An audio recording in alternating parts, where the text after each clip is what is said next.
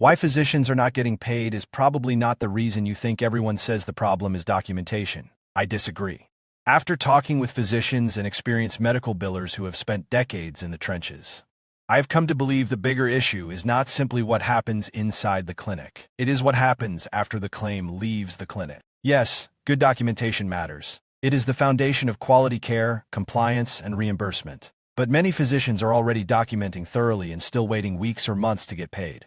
Others receive denials despite following the rules. That is frustrating, and it is one reason so many physicians feel the system is working against them. The reality is that physicians are caught in the middle of a complex process. On one side, they are expected to provide excellent patient care while keeping up with growing documentation requirements. On the other side, insurance companies continue to introduce changing policies, prior authorization requirements, claim edits, and payment reviews that can delay or reduce reimbursement. That does not mean clinics have no control over their financial performance. Practices with strong workflows, accurate documentation, experienced billing teams, and clear communication generally recover revenue faster and spend less time correcting preventable errors. They cannot control payer policies, but they can improve the parts of the process that are within their control.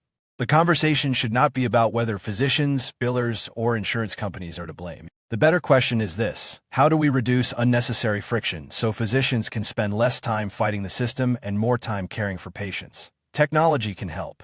Better workflows can help.